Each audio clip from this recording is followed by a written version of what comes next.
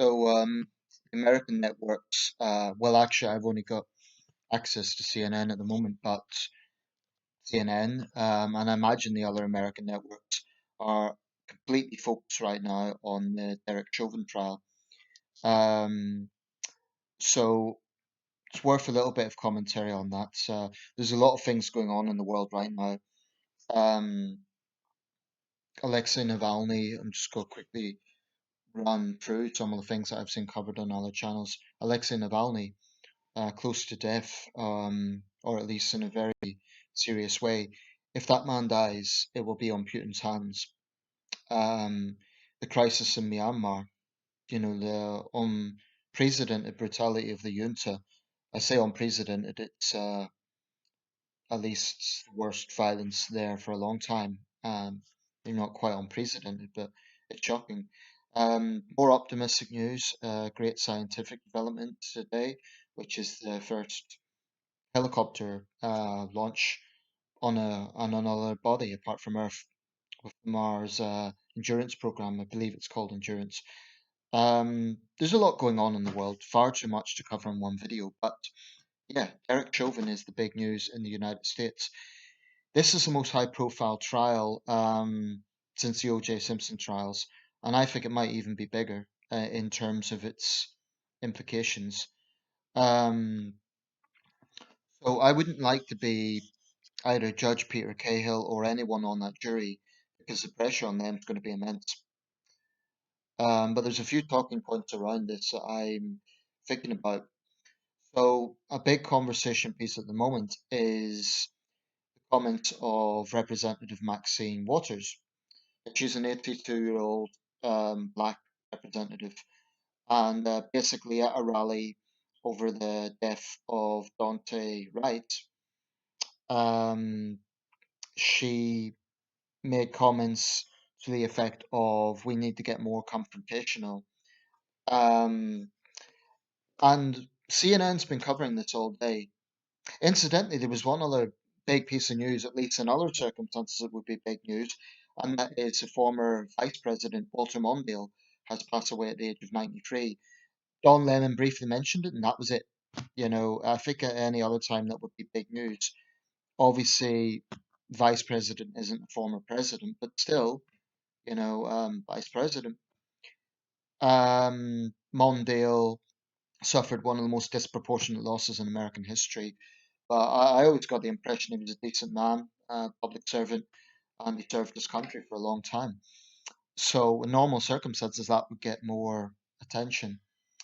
Um, but the big talking point on CNN is to what extent was Maxine Waters' statements potentially prejudicing the trial. Now, of course, she was speaking out on the Wright case, but she was also asked about her thoughts on the outcome of the Derek Chauvin trial. Um, Don Lemon was right about one thing. I don't often agree with him when it comes to these things.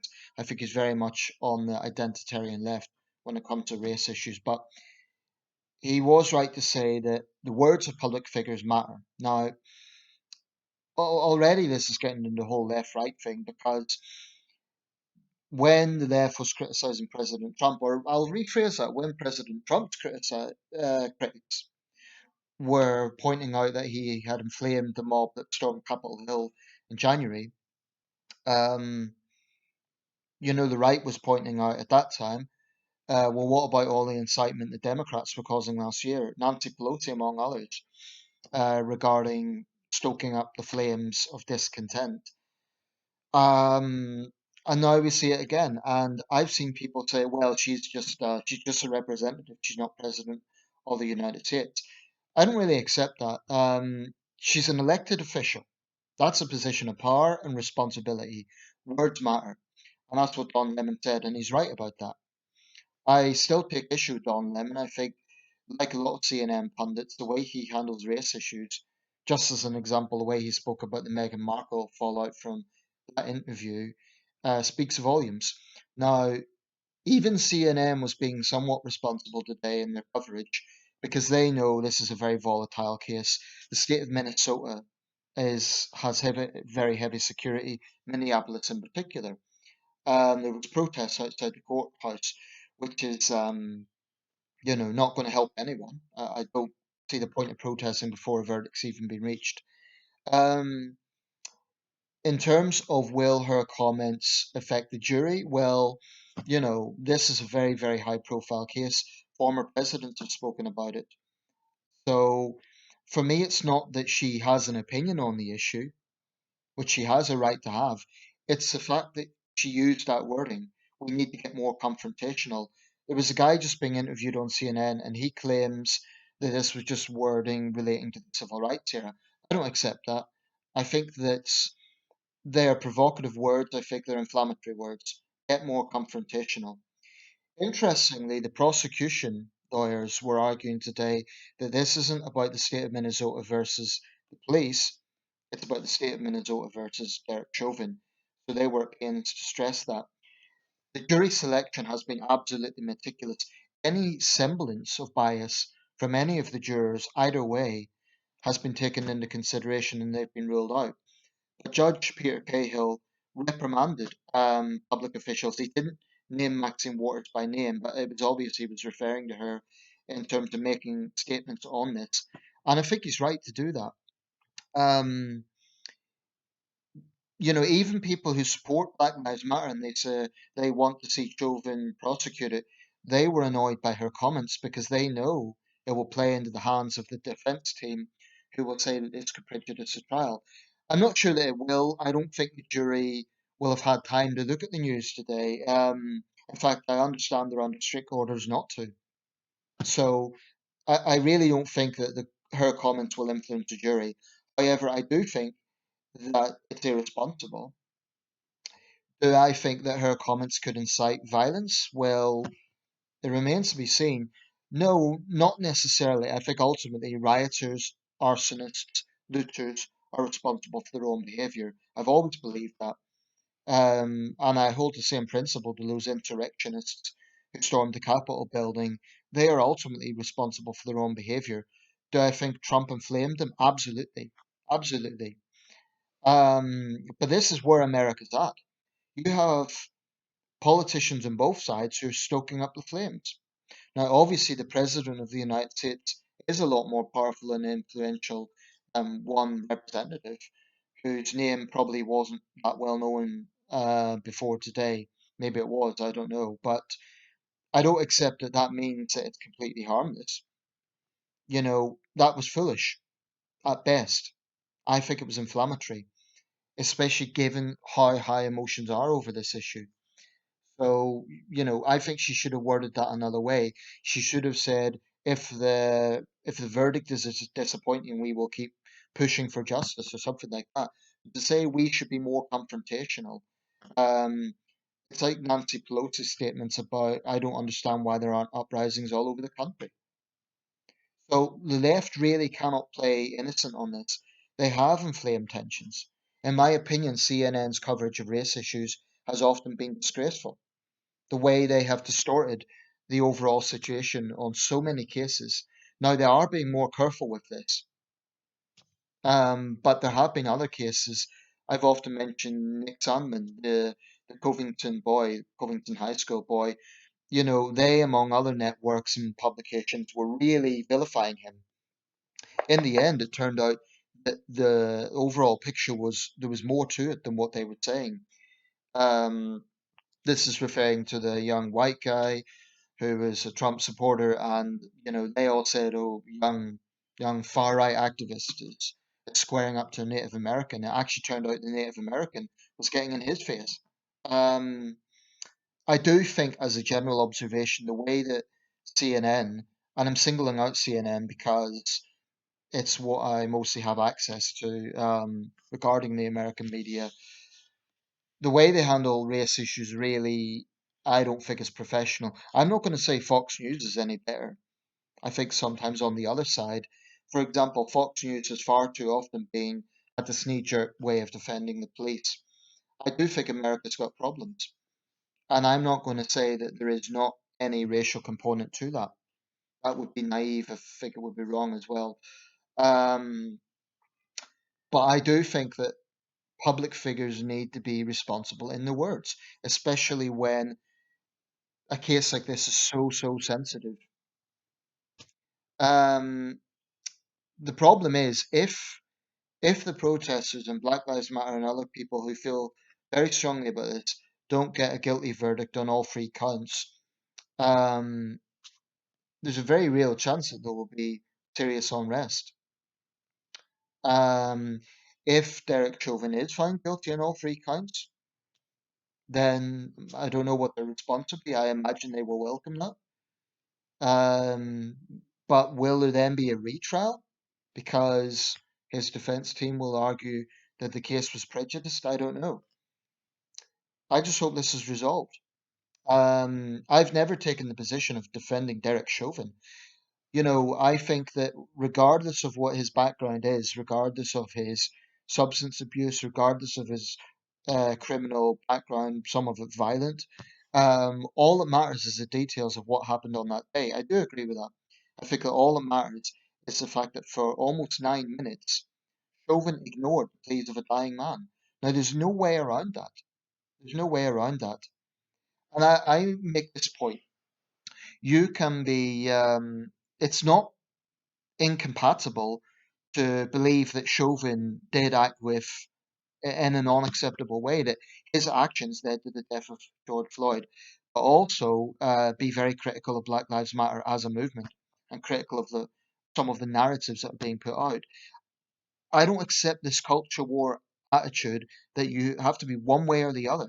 You're either really pro Black Lives Matter and defund the police, and there's institutional racism that's rampant in America, and you're very much of that school of thought.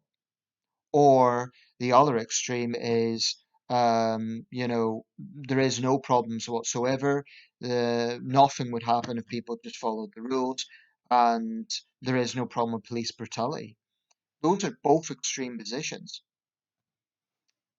And, I don't think it is incompatible to say it's possible to argue that Derek Chauvin, there's strong ground that he should be found guilty, but that doesn't mean that the whole approach of Black Lives Matter is okay. Um, Certainly here in the UK, some of the positions they've come out with have been very controversial. There was a black businesswoman, or rather a black business owner, I should say. She was an older lady, and she was furious with Black Lives Matter. She said that the local organization, I forget which city it was in, she was very critical of them. Um, I just don't accept this argument that Black Lives Matter is just a civil rights movement. I think there is some